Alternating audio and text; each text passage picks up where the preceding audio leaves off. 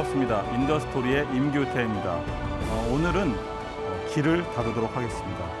오늘 이야기의 시작은 기자 피라미드로부터 출발합니다.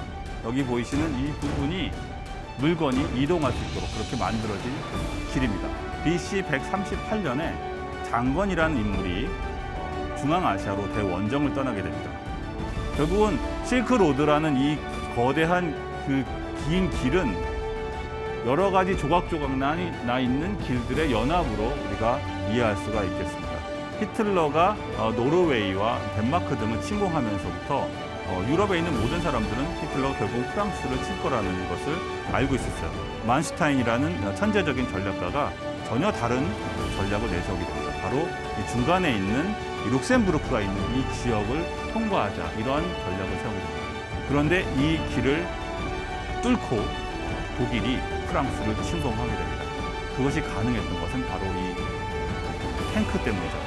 전차 때문에. 자동차가 달릴 수 있는 편편하고 안전한 도로의 필요성이 높아지게 된 것입니다. 그것을 충족한 것이 바로 아스팔트였습니다. 결국 도로의 미래는 친환경으로 됐습니다. 이미 사실 제가 옛날 얘기처럼 설명했지만 이미 많은 도로들은 친환경적인 프로세스로 바뀌고 있습니다. 여러분 반갑습니다. 인더스토리의 임규태입니다.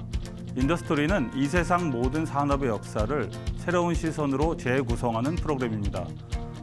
현재 인더스토리 시즌3는 교통과 물류를 다루고 있는데요. 오늘은 그중에서 세 번째 시간으로 길을 다루도록 하겠습니다. 길이 없으면 우리는 어디도 갈 수가 없죠. 그래서 인간으로 비유하자면 길은 핏줄과도 같다고 말을 할 수가 있겠습니다. 과연 이 길은 어떤 과정을 거쳐서 발전해왔고 우리 삶에 없어서는 안 될 존재가 되었는지, 그리고 그 길의 이면엔 얽힌 이면에는 어떠한 역사가 숨어 있는지 오늘 다뤄보도록 하겠습니다. 오늘 이야기의 시작은 기자 피라미드로부터 출발합니다. BC 2560년 전에 만들어졌다고 추정되는 고대 이집트의 건축물이죠. 네, 지난 시간에도 제가 바퀴 시간에도 다뤘습니다만은 이 이 피라미드라는 고대 피라미드라는 이 건축물은 만든 것 자체가 수수께끼였습니다. 그죠? 그래서 현대인들이 어떻게 이것을 만들었는지에 대해서 많은 연구를 해왔습니다. 하지만 결국 가장 쉽게 보면은 이 피라미드는 돌멩이를 쌓아 올린 것이죠. 그런데 그 돌멩이 하나가 엄청나게 무거웠습니다. 그렇다면 우리는 여기서 의문이 생기죠. 이 근처에는 이렇게 많은 돌멩이를 구할 수 있는 곳이 없었습니다. 어딘가에서 가져왔다는 것이죠. 네. 그 많은 돌멩이를, 거대한 다듬어진 돌을 갖고 오려면 길이 필요했겠죠. 네. 반드시 길이 필요했을 것입니다. 자, 이 길이 바로 기자로 가는 길입니다. 지금 이렇게 보면은 흔적만 남아 있는 것처럼 보이지만 여기 보이시는 이 부분이 바로 돌멩이를 깔아서 물건이 이동할 수 있도록 그렇게 만들어진 길입니다. 현재 인류가 만들어진 가장 오래된 길로 지금 기록에 남아 있습니다. 그래서 이 길을 통해서 다른 곳에 있는 채석장에서 다듬어진 돌을 피라미드까지 운반을 했던 것이죠. 자, 이제 이야기는 페르시아 제국으로 넘어가겠습니다. BC 500년 전에 페르시아 대제국이 형성이 됩니다. 이 페르시아 대제국을 만든 인물은 키루스 2세였습니다. 성경에도 나오죠. 네, 바빌론을 멸망시켰던 키루스 2세. 이 키루스 2세는 이제 남쪽으로는 아프리카, 그리고 유럽, 터키, 그리고 동쪽으로는 인도까지 이르는 거대한 국가를 이루게 됩니다. 자, 그래서 이 키루스 2세가 만들어낸 이 역사적인 위협을 완성한 인물은 다음에 이어지는 다리우스 1세였습니다. 다리우스 1세는 이 키루스 2세가 시작한 이 위협을 완성해서 대제국을 완성한 후에 이곳에다가 길을 만들게 됩니다. 이 길을 페르시아의 왕도라고 부르는데 이 길은 페르시아의 수도였던 수사로부터 터키 끝쪽, 여기 보시면 터키 끝쪽에 있는 사르디스까지 연결되는 길이었습니다. 사르디스는 리디아 왕국의 수도였습니다. 리디아 왕국은 제가 지난 시즌에 화폐편에서 다뤘는데요. 금화, 은화를 만들어낸 화폐라는 것을 처음으로 발명하고 만들었던 그런 국가였습니다. 히타이트가 멸망한 후에 그 자리를 이어받은 국가가 바로 리디아 왕국입니다. 리디아 왕국은 히타이트와 마찬가지로 쇠를 다루는 기술이 아주 능했습니다. 네, 그래서 이 리디아 왕국에서 처음으로 만들어낸 주화가 바로 이 리디아 사자입니다. 네, 이것이 인류가 만들어낸 최초의 화폐라고 그렇게 말할 수가 있겠습니다. 다리우스 1세는 바로 그 사르디스, 리디아의 수도, 자신들이 정복한 리디아의 수도인 사르디스까지 연결되는 길을 만들었던 것이죠.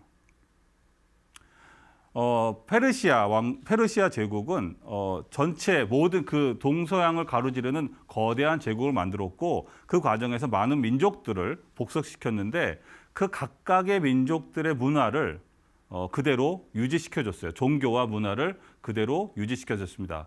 그리고 그것을 하나로 합했죠. 네, 합했습니다.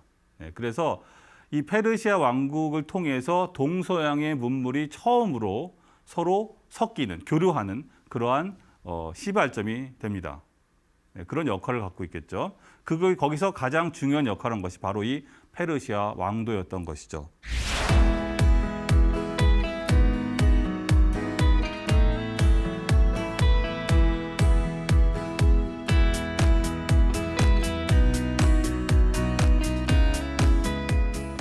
자, 이제 무대는 다시 이제 중국으로 넘어오게 됩니다. BC 138년에 장건이라는 인물이 중앙아시아로 대원정을 떠나게 됩니다. 장건은 사신이었어요. 그래서 당시 한나라 황제가 이제 장건을 원정을 보냅니다. 사신으로 원정을 보내게 되는데 그 이유가 뭐였냐면은 바로 흉노적 때문이었습니다.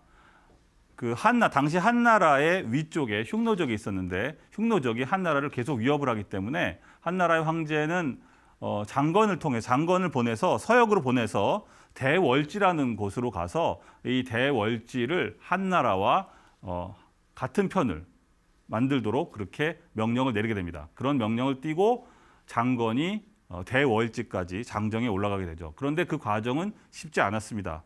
그래서 흉노족이 잡히기도 하고 거기 떠나지 못해서 갇혀서 가족을 이루기도 하고 이런 고난을 거쳤지만은 결국 장건은 다시 한나라로 돌아오게 됩니다. 중요한 것은 장건이 십몇 년에 걸친 그러한 대장정을 거치면서 다시 돌아와서 본인이 원하던 그러한 뜻은 이루지 못했습니다. 자신의 임무를 달성하진 못했어요. 하지만 그 과정에서 중앙아시아까지 가는 박트라, 저 위쪽에 파미르 공원을 지나는 박트라까지 이어지는 길을 다녀왔다는 사실이 중요한 것이죠. 그것이 매우 중요한 의미를 갖게 됩니다. 그것이 바로 실크로드였으니까요. 장건이 걸어간 길이 바로 실크로드였던 것입니다. 실크로드는 사실 장건이 활동했던 시대보다 훨씬 이전부터 만들어져 있었고요. 그리고 그 길을 개척한 민족은 투르크 민족으로 그렇게 추정이 됩니다. 중앙아시아 쪽에서 활약하는. 그렇죠. 자, 그렇다면은 그 길을, 장건의 길을 한번 이 실크로드를 따라서 가보도록 하겠습니다. 정확하게 매칭이 됩니다. 네. 갈 때와 올 때 길이 달랐죠. 네. 중요한 것은 파미르 공원을 지나가는 루트를 찾았다는 것이죠. 그 루트를 활용했다. 이미 만들어져 있는 투르크 민족이 활용하고 있는 그 길을 이용해서 대월지까지 다녀왔다는 것이죠. 자, 그런데 이 실크로드를 좀 더 끝쪽을 보겠습니다. 그 끝쪽은 뭐와 연결되냐면은 아까 얘기했던 페르시아의 왕도와 연결이 되죠. 네. 결국은 실크로드라는 이 거대한 그 긴 길은 여러 가지 조각조각 나 있는 길들의 연합으로 우리가 이해할 수가 있겠습니다. 중요한 것은 그것을 누가 만들었냐가 중요하진 않아요. 이 길을 통해서 중국의 문물이 서양으로 전파가 되기 시작했다. 그 사실이 중요한 것이죠. 자, 그래서 이제 시선을 다시 유럽으로 돌려보겠습니다. 자, 그렇게 해서 이 저쪽에 보이는 노란 길이 페르시아 왕도를 다시 그린 것입니다. 그래서 페르시아 왕도를 지나게 되면 이쪽 터키를 지나서 이제 유럽 본토로 이어지는 것을 알 수가 있겠습니다. 결국 실크로드를 지난 중국에서 사들인 그 물건들이 실크로드를 거쳐서 유럽으로 전파되기 시작한 것이죠. 중국으로부터 전파된 그런 물건들이 도자기도 있고 많았지만은 그 중에서 가장 인기가 있었던 것은 바로 실크, 비단이었습니다. 그래서 당시 이때는 이제 그 로마 제국 시대였는데, 로마의 귀부인들이 이 중국산 비단을 너무 좋아해서 이미 당시에 사회 문제가 일어날 정도로 그렇게 중국 비단은 인기가 높았습니다. 그렇게 해서 그 길이 실크로드라는 이름이 붙게 된 것이죠.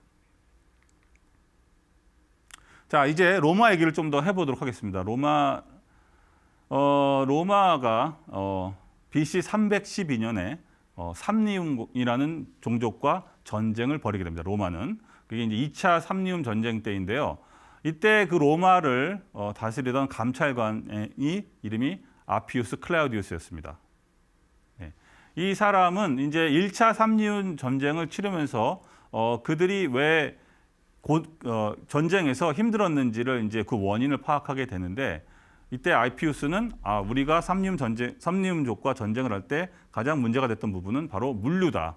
네. 제때 군수 물자를 공급할 수 있는 도로가 없었기 때문에 우리가 그러한 그 고난을 겪었다. 그렇게 판단을 합니다. 그래서 2차 삼리움 전쟁 즈음에 새로운 길을 뚫게 됩니다. 철저하게 군사적인 목적이었습니다.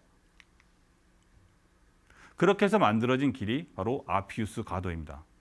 물론 이 아피우스 가도는 아피우스 시대에 삽질을 해서 처음 만들기 시작했지만 그 이후로 거의 1000년 동안 계속 만들어지죠. 네, 그래서 확장이 되게 되는데, 그 길을 보면 1차 아피우스 시대에 만들었던 길이 여기 보이고 있습니다. 아피우스가 이제 아래쪽까지 로마에서 출발해서 중간에 베니벤토가 있는 지역이 삼리움 지역이고 그 아래쪽에 있는 항구 도시까지 이어지는 길을 만들었어요. 네. 그리고 이후 아피우스가 사후에도 꾸준히 로마는 길을 확장을 하게 됩니다. 그래서 유명한 말이 나오죠. 모든 길은 로마로 통한다는 그러한 유명한 말이 나오게 된 것입니다. 여러분이 보고 있는 이 길이 현재도 활용하고 있는, 관광지로 활용하고 있는 아피우스 길의 전형적인 모습입니다. 돌길이죠. 자, 그런데 이 아피우스 대로가 왜 의미가 있냐면은 여러분이 보는 그냥 단순한 돌길이 아니었다는 것입니다. 자, 이 그림은 아피우스 로마인들이 어떻게 도로를 만들었는지를 설명하는 그러한 그림입니다. 맨 밑에 땅을 파고 그 위에 이제 부서진 큰 돌들을 집어넣습니다. 그리고 다시 그 위에 자갈을 얹고 그 다음에 그 위에다가 놀랍게도 시멘트로 콘크리트 포장을 했어요. 그리고 그 위에 다시 여러분이 사진에서 보이는 것처럼 편편한 돌을 깔았다는 것이죠. 이걸 보면 결국 뭡니까? 이 아피우스 길을 만드는, 로마인들이 만들었던 이 도로를 만드는 과정이 현대의 도로를 만드는 과정과 거의 다르지 않아요. 똑같습니다. 심지어 이 옆에 보시면 도랑이 있죠. 네. 아피우스 길은 옆에다가 그 물을 흐를 수 있는 그러한 도랑을 따로 뺐습니다. 그리고 잘 보시면 이 도로에 곡면이 있습니다. 그죠? 약간 곡면이 있죠. 그래서 물이 자연스럽게 옆으로 흘러나가게, 그래서 옆쪽에 있는 도랑으로 빠져나가게 그렇게 만들었습니다. 그리고 뿐만 아니라 이 길은 아까 말한 대로 철저하게 군사용 목적이었습니다. 그래서 전쟁 시에 군수 물자가 빠르게 운전될 수 있도록 옆에 별도의 인도를 만들었습니다. 거의 현대 그 도로의 원형이라고 볼 수가 있겠죠. 이만큼 위대한 길을 만들었던 것이죠.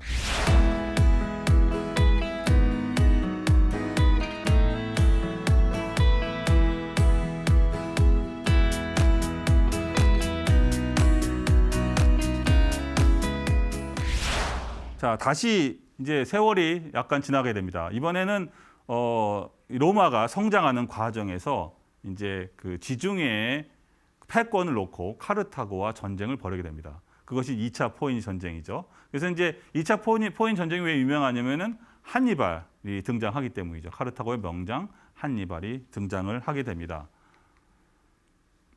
자, 한니발이 이제 전쟁이 일어났습니다. 그래서 한니발이 그 자신이 있는 곳에서 에스파니아에서부터 로마로 침공을 하게 되는데 그 이 자세한 얘기는 사실은 제가 하는 것보다는 최영진 교수님이 진행하는 위대한 생각 워스트리트지 편에서 이미 이 포에니 전쟁은 다뤘기 때문에 제가 자세한 얘기는 하지 않겠습니다. 우리가 쉽게 카르타고가 만약에 로마를 공격한다고 했으면 어떤 길을 선택할 수 있을까요? 지도를 보시면 카르타고 가장 가까운 길은 백길입니다. 바로 카르타고에서 바람만 잘 받으면 한나절도 안 걸리는 거리가 바로 시칠리아에 있는 거예요. 따라서 누구나 예상했던 것은 카르타고가 만약에 다시 로마 공화전을 공격한다면 함대를 동원해서 백길을 올 것이라고 생각했던 겁니다. 그런데 한니발은 그렇게 하지 않습니다.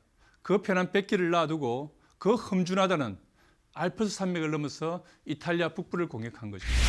굳이 한니발이 바닷길을 가지 않고 알프스를 건너갔다. 이 사실이 중요한 것이죠. 없는 길을 만들어서 갔다는 거예요.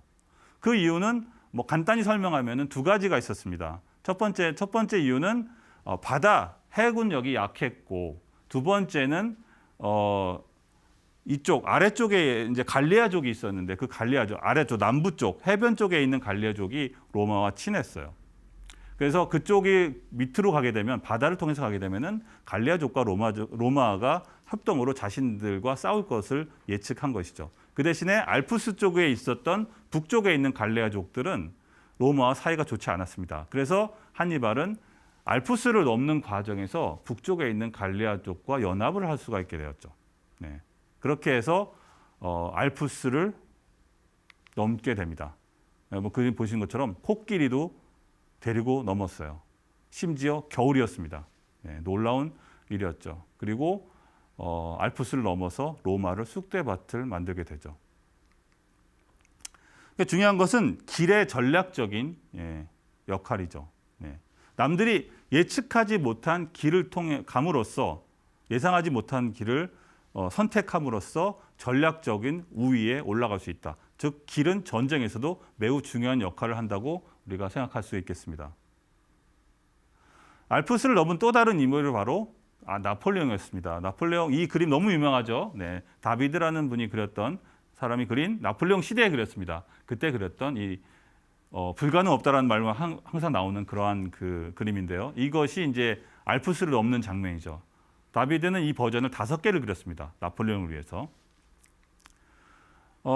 나폴레옹도 역시 한니발과 비슷한 목적이었습니다. 당시에 나폴레옹이 이제 정권을 잡게 되니까 나머지 국가들, 뭐 프로이센과 이탈리아들이 연합을 해서 영국, 이탈리아가 모두 연합을 해서 나폴레옹과 전쟁을 벌이게 되는데 이를 제압하기 위해서 이제 나폴레옹이 알프스 산을 넘게 되죠. 네.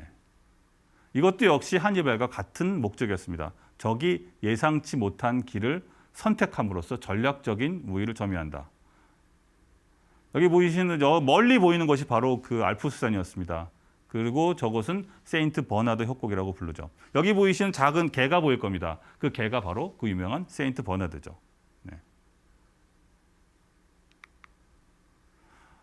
이게 나중에 그려진 나폴레옹이 알프스산을 건너는 실제 모습입니다. 그렇게 백마를 타고 건너가지도 않았고 노새를 타고 안내인을 통해서 그 알프스를 건너가는 것이 실제에 더 가까운 모습이었습니다. 그리고 뭐 서술에 나오는 것처럼 가장 앞으로 해서 나폴레옹이 진두지휘를 해서 넘어간 것은 아니고 모든 군사들이 건너간 후에 4일 후에 건넜다고 전해집니다. 하지만 이것이 그렇지만 그것이 결코 쉬운 것은 아니었습니다. 나폴레옹은 포병이었는데 나폴레옹의 군사들은 포를 다 일일이 분해를 해서 그 분해한 조각들을 다 짊어지고 알프스 산을 건넜어요. 그것은 굉장한 일이었던 것이죠. 굉장한 일이었습니다. 자, 이제 그 무대는 1차 대전이 끝난 독일로 오겠습니다. 1933년에 히틀러의 나치 정권이 독일 정권을 장악하게 됩니다.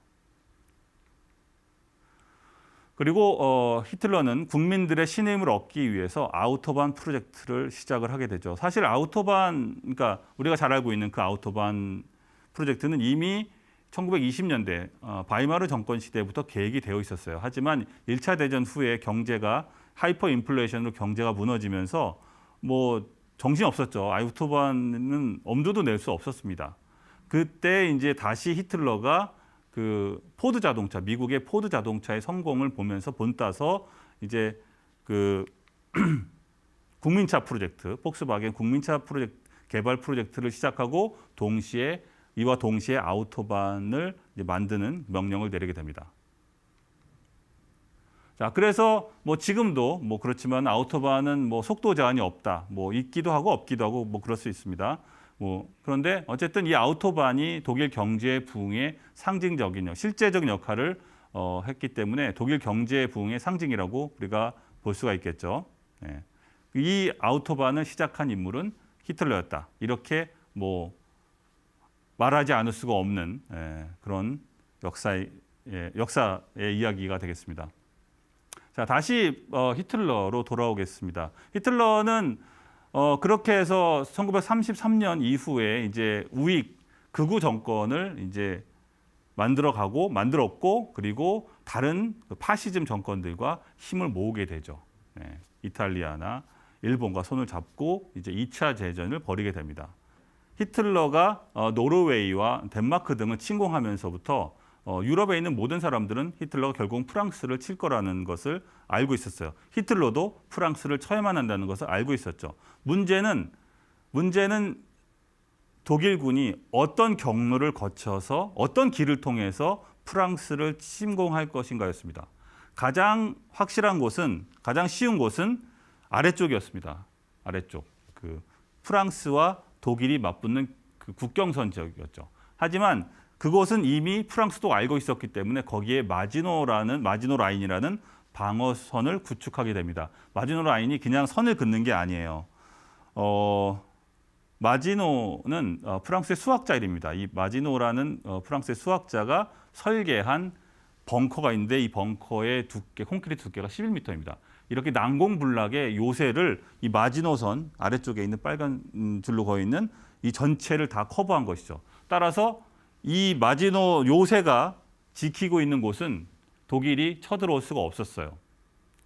그래서 프랑스는 이 마지노선을 만들면서 벨기에에다가도 너네도 똑같은 식으로 이렇게 만들라고 얘기를 했는데 벨기에가 처음에는 그 말을 듣지 않았습니다.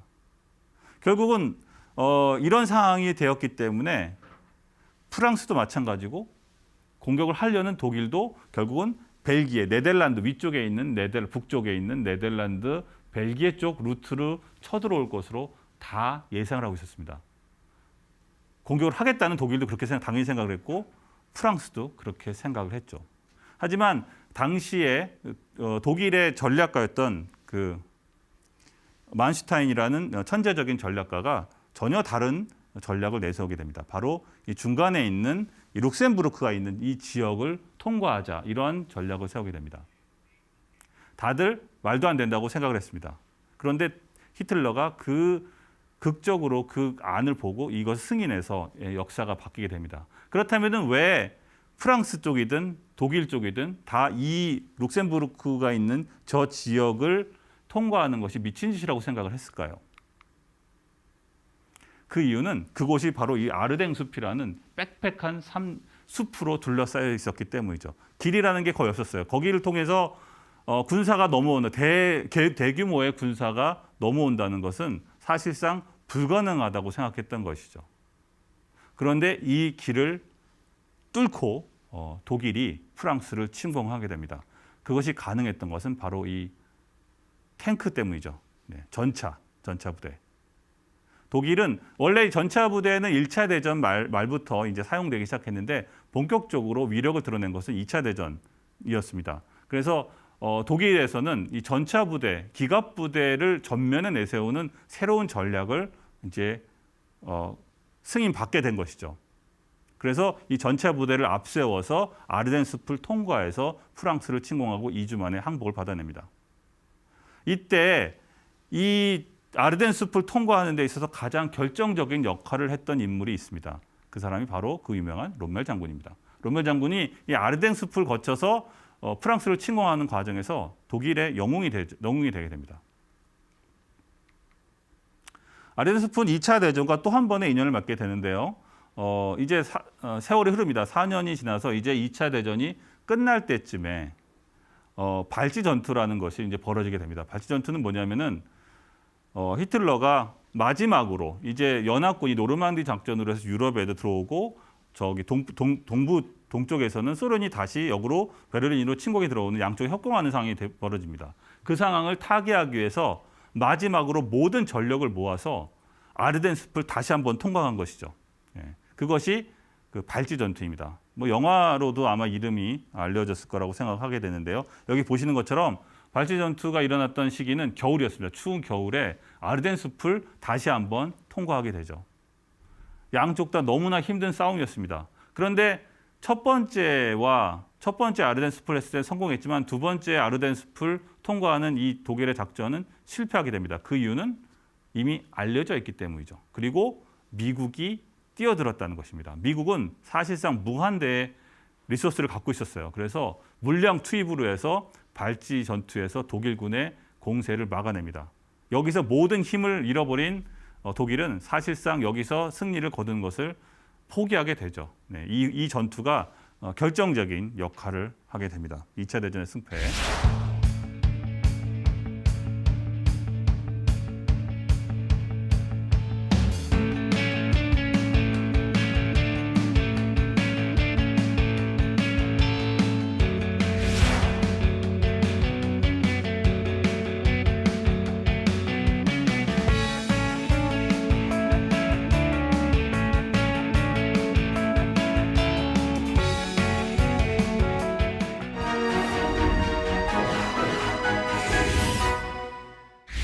이제 무대는 다시 미국으로 넘어가겠습니다. 1776년에 미국이 독립선언을 하게 됩니다.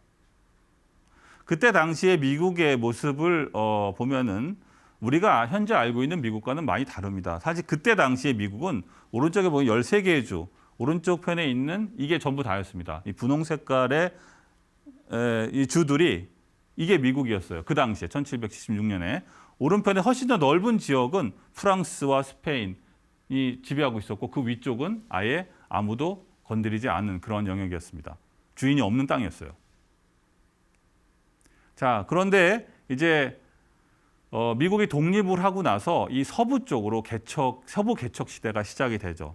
네, 그래서 서부로 이제 사람들이 이주를 하려고 노력을 하게 되는데 그 계기가 된 것이 바로 이 오레곤 트레일입니다. 왜냐하면 여러분이 보시는 것처럼 이 지형을 보면 알겠지만은 말이 서부지 이곳을 넘어가는 것이 너무 힘든 거죠. 험준한 산악지대, 로키 산맥이 막 가로막고 있었기 때문에 이곳을 넘어가는 것이 너무 힘들었던 거예요. 더구나 주로 여기서 생활했던 사람들은 이제 그 사냥꾼들이었습니다. 사냥꾼들은 여기서 곰을 잡아서 그 펄, 그러니까 그 짐승의 가죽 털을 팔고 그랬지만은 이주에서 서부를 이 산을 넘어가기 위해서는 적어도 마차가 지나갈 수 있어야 했습니다. 그죠? 그런 길을 찾아내기가 되게 어려웠던 것이죠. 그런데 1811년에 최초로 두 가족이 이 오레곤 트레일이라는 이 길을 발견합니다. 그래서 그 길을 통해서 오레곤에 정착을 하게 되죠. 이 길을 이용해서 이후부터 수많은 사람들이 이제 동부에서 서부로 이주를 하기 시작하게 됩니다.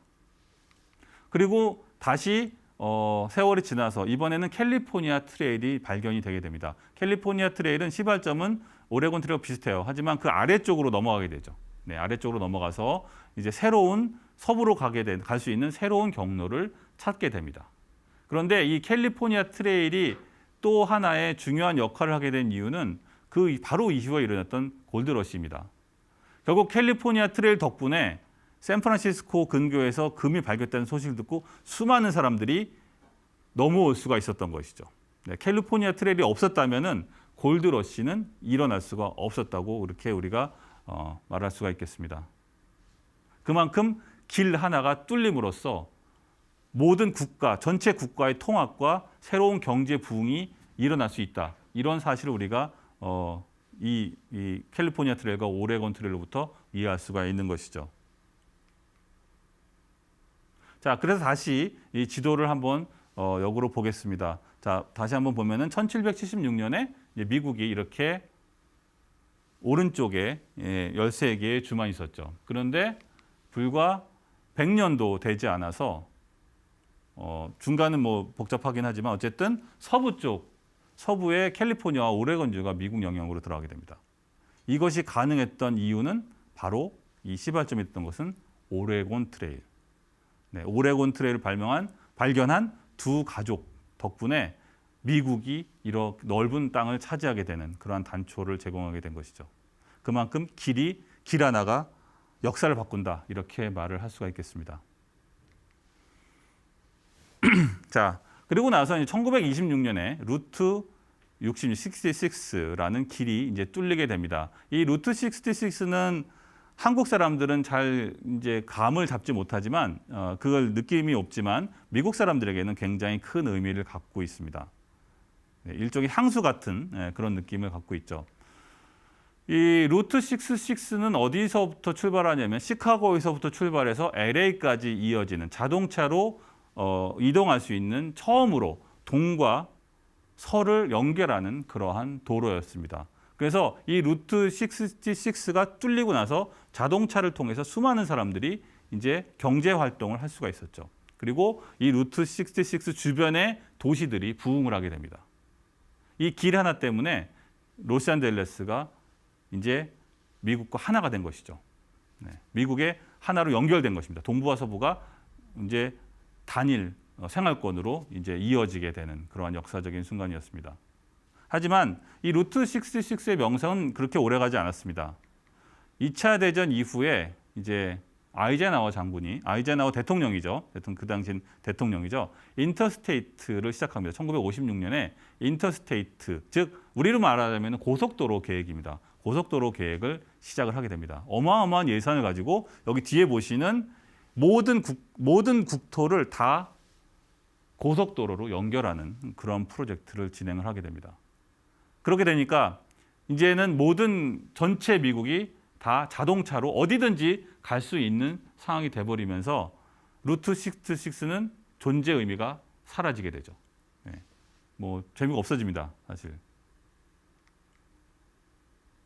그래서 결국은 이 루트 66는 몰락을 할 수밖에 없는 상황이 됐죠. 되게 좀 슬픈 얘기가 되는데 가끔 나오는 고스트 타운, 네, 미국의 뭐 사막 한가운데 있는 고스트 타운들은 바로 이 루트 66 선상에 있다고 보면 되겠습니다. 과거에는 화려했던 경제 활동 활발했지만 바로 새로운 길이 뚫리는 바람에 원래 있었던 그 타운 자체가 고스트 타운으로 변하게 된 것이죠.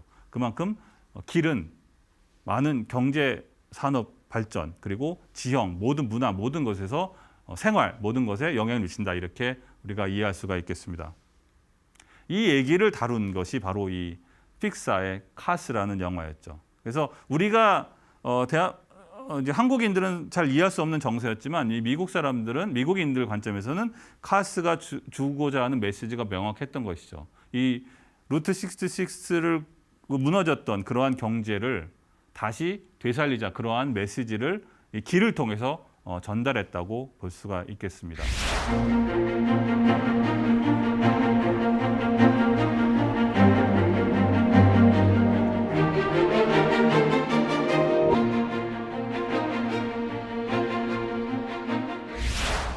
자, 오늘의 마지막 얘기는 아스팔트입니다. 아스팔트.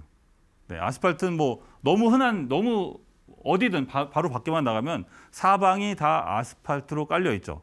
그래서 이게 무슨 얘기거리냐라고 생각할 수도 있습니다. 너무나 당연하죠. 너무나 당연하게 우리가 공기처럼 이 아스팔트는 우리가 예전부터 있었고 앞으로도 영원히 있을 것 같은 그런 것입니다. 따라서 이거에 대해서 어떤 얘기거리가 있냐고 여러분이 의아하실 수도 있는데요. 그래서 오늘 마지막 얘기는 이 아스팔트가 과연 어떻게 해서 이 길을 지배하게 되었는가 그 얘기를 다뤄보도록 하겠습니다. 이 아스팔트의 어원, 아스팔트는 어디서 출발하면 이 돌멩이로부터 출발합니다. 아스팔트라는 이렇게 생긴 이러한 돌이 이제 발견된 것이죠. 뭐 예전에도 있었습니다. 이것을 이제 락 아스팔트라고 하는데 돌 아스팔트라고 말합니다. 그러니까 아스팔트 석이죠. 네. 그래서 여기 보시는 것처럼 시커멓게 생겨 있고 이제 기름이죠. 사실 기름이 오랫동안 굳어서 만들어진 돌이죠. 그래서 이것을 16세기에 이제 어떤 사람이 프랑스에 있는 학자가 이것을 발견해서 이것을 이제 연구를 하기 시작합니다. 그래서 이후부터 이 락 아스팔트를 이용해서 어디다 쓸 건지에 대한 용도에 대한 연구를 여러 사람들이 하게 됩니다. 그래서 이게 여러 가지 일반적인 돌이 갖고 있지 않은 그런 특성이 있죠. 열을 가하면은 녹습니다. 그리고 이제 글루처럼, 그러니까 접착제 같은 성질을 갖기도 하고 방수 효과도 좋고 다양한 곳에 쓸 수 있었습니다. 그래서 이것을 뭐 길을 포장한다, 아니면 건축 자재로 쓴다든지, 아니면 지붕에다가 방수 효과가 있으니까 지붕에다 이제 바른다든지, 이러한 여러 용도로 아스팔트를 사용하기 시작했어요. 근데 그 중에서 특이한 용도가 하나가 있었습니다. 그게 바로 뭐냐면은 사진이었어요. 이 아스팔트라는 물질은 빛에 반응을 했습니다. 빛을 오래 쬐이면은 성질이 바뀌는 거예요. 네. 성질이 다른 물질이 됩니다. 그래서 그 성질을 이용해서 사진을 찍게 되죠. 이것은 제가 예전에 그 윈더스토리 빛 시간에 제가 빛편에서 제가 얘기했는데요. 이 사진을 처음 찍은 사람이 바로 프랑스의 조제프 리세포 니엡스라는 사람이었죠. 자기 창문에서 보이는 그 광경을 4시간 동안 이 락 아스팔트를 바른 곳에다가 쪼이게 하고, 쪼인서 변한 부분을 이제 애칭으로 제거하게 되면은 이러한 바깥에 창밖 그런 모양이 나타났던 것이죠. 이것이 인류가 처음 찍었던 사진이었죠. 그 사진에 이용된 물질이 바로 아스팔트였던 것이죠. 그만큼 여러 가지 용도로 이제 아스팔트가 사용이 되고 있었다, 이렇게 이해하면 되겠습니다. 그런데 이때 이제 결정적인 계기가, 이제 터닝 포인트가 이제 발생을 하게 되는데 바로 증기 자동차의 등장이었죠. 1801년에 영국의 리차드 트래비식이 상용 증기 자동차를 개발합니다. 그래서 이것이 너무 인기를 끌었어요. 여기 보시면 증기 기관을 자동차에 달아서 이제 마차에 다는 것이죠. 마차에다가 증기 기관을 달아서 자동차처럼 운전하고 다니는 최초의 버전이었습니다. 이것이 굉장한 인기를 끌었고, 그래서 버스도 나올 만큼 그렇게 널리 사용되었어요. 그런데 한 가지 문제가 있었습니다. 문제는 안정성이었죠. 당시 길을 생각해 보시면 마차가 다니는 길은 대부분 돌이나 벽돌로 만들어졌습니다. 지금도 여러분 이거 상상해 보시면 울퉁불퉁하죠. 그런데 증기자동차는 훨씬 속도가 빠릅니다. 빠르기도 하고 무겁죠. 왜? 뒤에 보시면 이 증기기관을 달고 다녀야 되니까 무게도 굉장히 컸고, 그리고 속도가 빨랐을 뿐만 아니라 바퀴도 발달하진 않았어요. 충격을 흡수할 수가 없었습니다. 여기 보시는 것처럼 바퀴 시간에 제가 다뤘지만은 그 당시에 바퀴는 나무 또는 쇠 또는 나무에다가 표면에 쇠를 입힌 이러한 쿠션, 그러니까 그 스프링이나 아니면 완충 장치라고는 전혀 없는 구조였어요. 그런 자동차를 울퉁불퉁한 도로로 달리게 되면은 당연히 차에 충격이 가해지게 되고 매우 위험한 사고들이 발생할 수밖에 없었습니다. 더구나 뜨거운 증기가 계속 뿜어지는 그러한 자동차가 덜컹덜컹하는 길을 다니게 되면 너무 위험했던 것이죠. 실제로 위험했던 것이죠. 그래서 결국은 자동차가 달릴 수 있는 훨씬 더 편편하고 안전한 도로의 필요성이 높아지게 된 것이죠. 그것을 충족한 것이 바로 아스팔트였습니다. 그렇게 해서 이제 19세기 초반부터 이제 유럽, 프랑스를 시작으로 프랑스의 콩코디아 광장도 1835년에 이제 벽돌을 치우고 거기에 아스팔트를 까기 시작했어요. 그리고 런던, 1830년대에 런던을 보게 되면은 이미 그때부터 이제 중심가 중심으로 자동차가 다니는 곳을 중심으로 해서 아스팔트가 깔리기 시작합니다. 그리고 미국도 1876년에 보면은 이것이 펜실베니아 애비뉴입니다. 워싱 국회의사당이 보이시죠? 이 길에 이제 퍼레이드를 하는 그 길을 이제 아스팔트로 까는 그런 장면을 볼 수 있습니다. 이렇게 해서 아스팔트들이 점점 이제 자동차들이 많이 다닐 수 있는 그런 길로 만들어지는 그런 시기가 이제 지나가게 됩니다.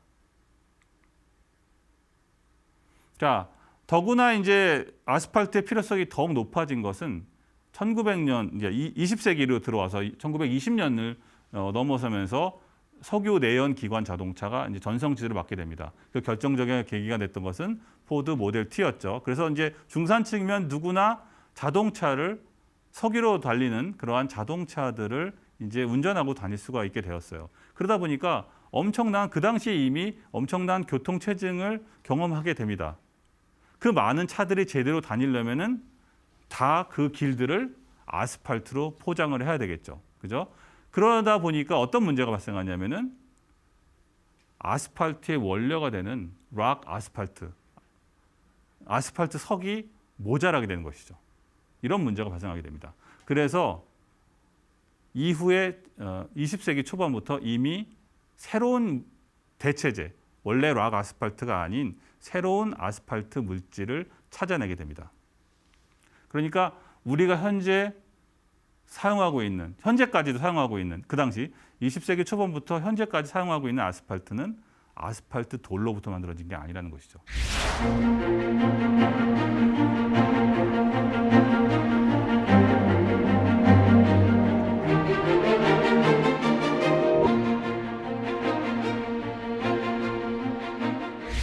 그렇다면 어디서 나왔을까요? 자, 이것이 현재 우리가 뭐 도로를 까는 모습입니다. 그죠? 어디서나 뭐 언제 어디서나 볼 수가 있어요.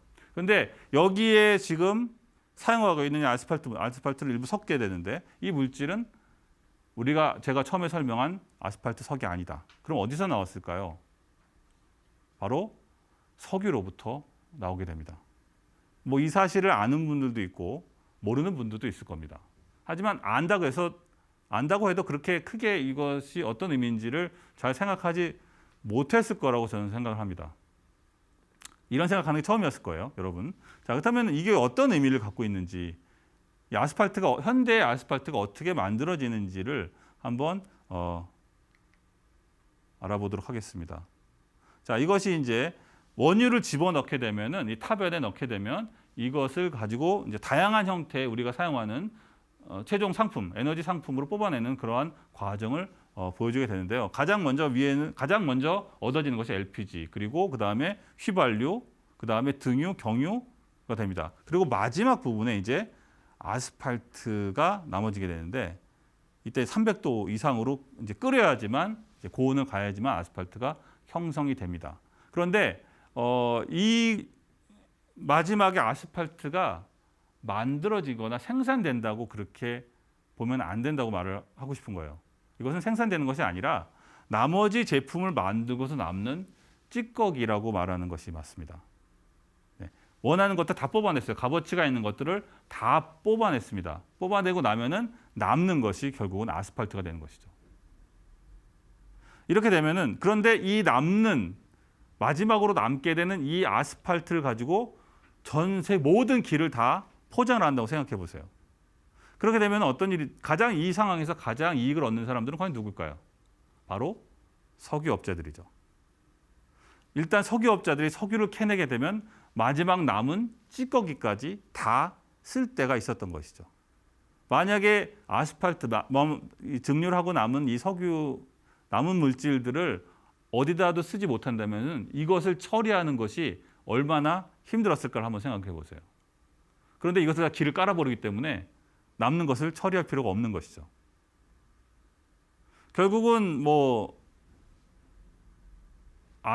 석유를 증류하고 남은 물질로 이 길을 덮는 과정에서 석유업자들은 커다란 이득을 보게 되었다. 저는 여기까지만 말씀을 드리도록 하겠습니다.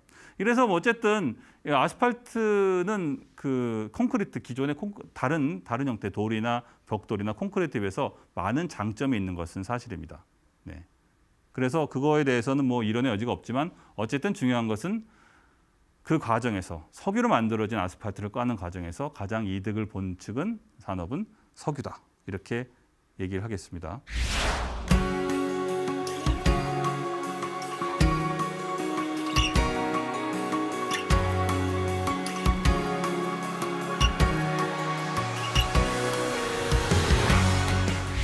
하지만 이것이 이제 발생을 하게 되는데 그 전까지는 우리가 생각해보지 않은 그런 문제들이 이제 이슈가 되고 있습니다. 이 아스팔트는 열하고 굉장히 가까워요. 이 아스팔트를 깔 때는 160도 정도의 고온에다가 고압으로 증착을 하게 됩니다. 돌을 만들 때 그 과정을 거치게 되죠. 그래서 굉장한 열과 이제 그 유해가스가 나오게 되는데, 뿐만 아니라 이 아스팔트라는 물질 자체가 열을 흡수합니다. 그래서 여러분 여름에 이제 밖에 나가면은 실제 온도보다, 실제 일기예보에서 주는 온도보다 실제 밖에 나가서 돌아다니다 보면은 훨씬 더 뜨겁다는 느낌을 가질 거예요. 그 이유는 바로 이 길을 깔아놓은 아스팔트들이 열을 흡수하기 때문이죠. 네. 그래서 뭐 힛 아일랜드라는 현상, 도심에서 일어나는 힛 아일랜드 현상의 주범은 사실 아스팔트입니다. 이렇게 볼 수가 있어요. 그래서 지구가 더워지는데 많은 역할을 한다. 왜냐하면 점점 아스팔트가 지구를 덮으면 덮을수록, 지구 표면을 덮으면 덮을수록 점점 더 열 에너지는 더 아스팔트 통해서 흡수가 되고 전체적인 대기 온도를 높일 수가 있다. 이런 우려가 있다. 이렇게 제가 말씀드릴 수가 있습니다. 이것이 아스팔트가 갖는 첫 번째 이슈이죠. 두 번째 이슈는 바로 이 바퀴와의 마찰입니다. 네, 뭐 여러분 경험하셨겠지만 타이어도 사실은 최근에 있는 신세식 타이어들은 순수한 고무를 사용하지는 않습니다. 그래서 점점 성능은 좋아지는 건 맞아요. 접지력은 좋아집니다. 아스팔트와 현재 만들어지는 타이어는 궁합이 매우 좋습니다. 그 말은 역으로 접지력이 좋다는 것은 두개의 마찰하는 과정에서 우리가 원하지 않는 많은 공해 물질들이 배출한다는 것이죠. 타이어로부터 배출을 할 수도 있지만, 그리고 타이어로도 배출하지만 아스팔트에 있는 석유 부산물이죠. 사실상 그 물질도 공기적으로 배충이 될 수밖에 없는 것이죠. 그것은 우리 현재 환경을 좋지 않게 만드는 그러한 원인으로 작용할 수 있다. 이렇게 제가 말씀드릴 수가 있겠습니다. 물론 여기에 대한 많은 연구들이 진행되고 있고 그렇습니다. 그래서 열에 대한 문제와 그리고 공해 물질 배출에 대한 이러한 이슈들이 앞으로, 현재까지는 크게 이슈가 되지는 않았지만 앞으로는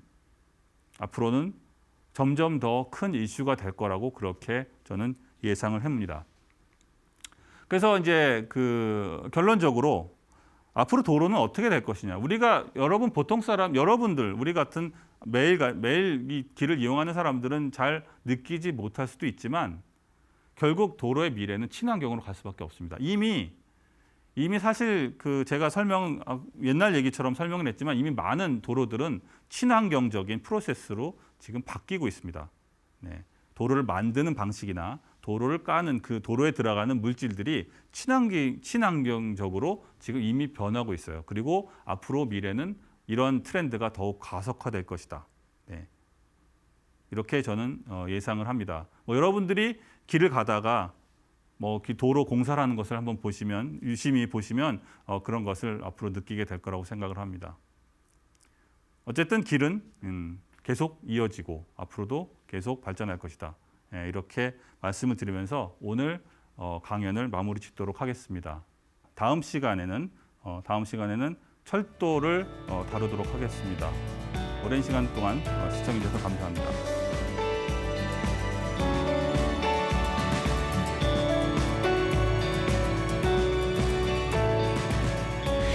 여러분 반갑습니다. 인더스토리의 임규태입니다. 과연 철도는 언제부터 시작되었고 앞으로 어떤 과정을 거쳤고 어떤 역사를 만들었고 그리고 앞으로 어떻게 될까요? 1705년에 토마스 뉴커먼이 최초로 증기기관을 발명하게 됩니다. 불에너지를 증기라는 매개체를 통해서 동력원으로 전환했다는 것이죠. 1829년부터 최초의 상용 열차가 개통해서 운행을 하기 시작합니다. 영국에서 처음으로 이제 철도 산업이 이제 흥하기 시작한 것이죠. 궤도 전쟁이 일어난 그 시기에 영국에서는 철도 버블이 있었던 것이죠. 철도 버블 과정에서 영국 전체의 모든 곳에서 철도 네트워크가 깔리게 됩니다. 많은 돈이 그 안으로 쏟아져 들어왔기 때문에 그 돈을 활용해서 영국은 전 세계에서 가장 앞선 철도 국가가 됩니다. 조선에서는 철도가 없었습니다. 그래서 최초의 철도를 놓게 됐는데 그것이 경인선이죠. 그런데 그 경인선의 궤도 폭을 어떻게 할 거냐 이걸 가지고 싸움이 난 거예요. 러시아에서 이 고정을 이제 영향력을 미쳐서 러시아는 당시에 이제 광궤도 썼거든요. 그래서 러시아가 쓰고 있는 광궤도 1520mm의 광궤도로 쓰도록 압력을 넣게 됩니다. 교통수단별 에너지 소모입니다.